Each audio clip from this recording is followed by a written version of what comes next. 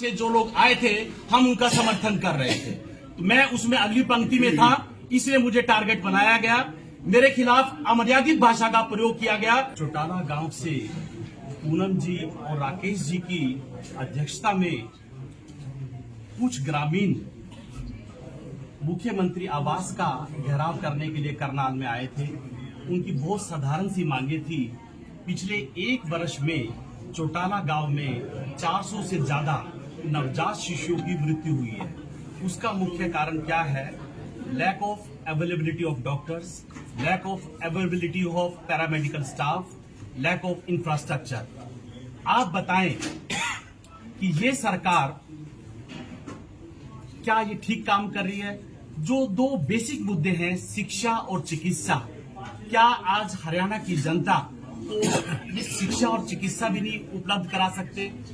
बड़ी शर्म की बात है, आज देश को आजाद हुए 75 वर्ष हो गए हैं और हरियाणा में भाजपा के 8 साल के कुशासन के बाद भी यदि हरियाणा सरकार अपनी जनता को अच्छी स्वास्थ्य सुविधाएं उपलब्ध नहीं करा सकती तो इस सरकार को सत्ता में रहने का कोई अधिकार नहीं है। हम स्वास्थ्य मंत्री से अपील करना चाहते हैं, जो 400 नवजात शिशुओं की वहां पर मृत्यु हुई है उसका तुरंत संज्ञान लें।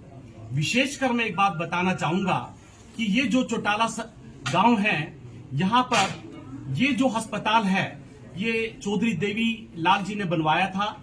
वहां से रणजीत सिंह जी, दुष्यंत चौटाला, ये उनका विधानसभा क्षेत्र भी है और वहां से इस समय वर्तमान में 5 विधायक आते हैं।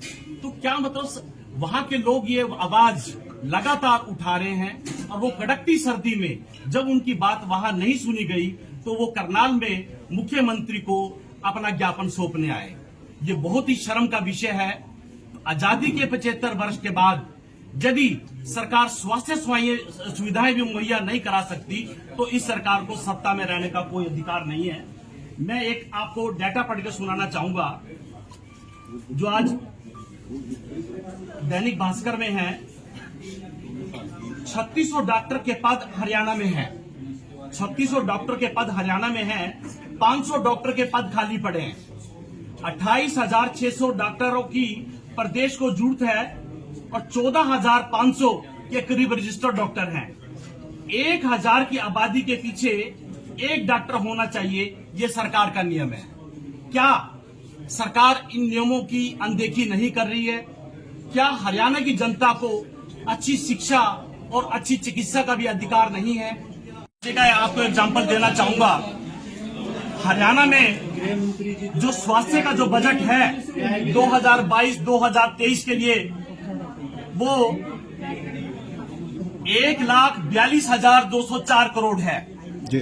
टोटल जो बजट है हरियाणा का 1,42,204 करोड़ है, जिसमें हरियाणा की सरकार स्वास्थ्य सेवाओं पर 8,595 करोड़ रुपए खर्च करती है, जो कि टोटल बजट का केवल 6% है।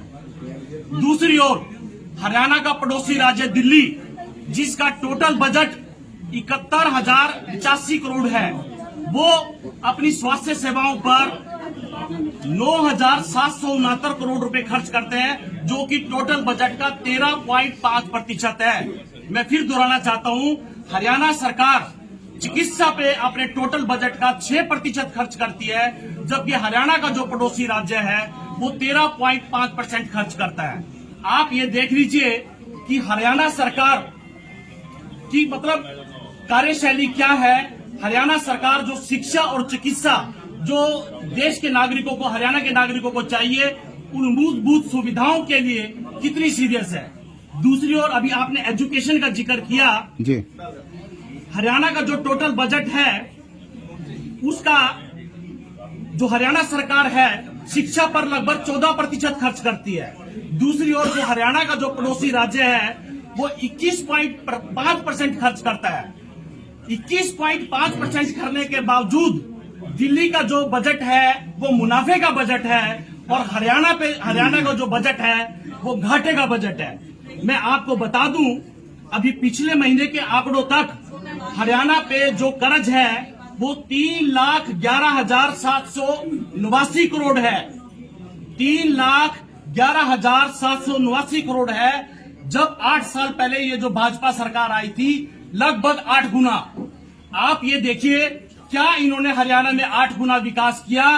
हरियाणा की जनता इनसे लगातार प्रताड़ित है, भ्रष्टाचार का आलम है, गरीब आदमियों को 2 वक्त की रोटी के लाले पड़े हुए हैं और इनसे कोई भी वर्ग खुश नहीं है।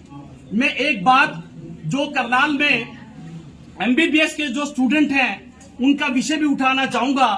ये जो सरकार ने 800 या 1000 करोड़ रुपए की लागत से जो कल्पना चावला मेडिकल कॉलेज बनाया है, वहां पे बच्चे लगातार प्रदर्शन कर रहे हैं। आप सरकार की दोहरी नीति देखिए कि पूरे देश में नीति कुछ अलग है और मनोहर लाल के राज्य में नीति कुछ अलग है।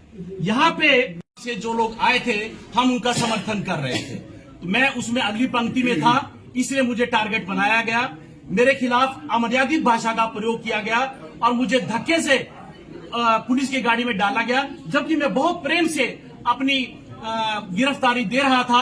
उसके बावजूद भी उन्होंने मुझे प्रताड़ित करने के लिए जानबूझकर मेरे साथ अमर्यादित भाषा का प्रयोग किया, जो बिल्कुल भी टॉलरेबल नहीं है। सरकारें आने जानी चीज है। मैं पुलिस अधिकारियों को पुनः एक बार चेतावनी देना चाहता हूं, ये सरकार 1 साल बाद बदली जाएगी, आप लोगों ने यही रहना है। यदि आप जनता के साथ इस तरीके की अमर्यादित भाषा का प्रयोग करेंगे तो इसके परिणाम अच्छे नहीं होंगे। बस के अंदर बैठने के बाद भी धक्का मुक्की की गई? नहीं, बस के अंदर बैठने के बाद कोई अमर्यादित भाषा का प्रयोग नहीं किया। वो लोग हमें पुलिस लाइन में ले गए, वहां हमारे साथ कोई गलत बर्ताव नहीं हुआ, पर वहां मौके पर उन्होंने अपने आकाओं को खुश करने के लिए हमारे साथ अमर्यादित भाषा का प्रयोग किया।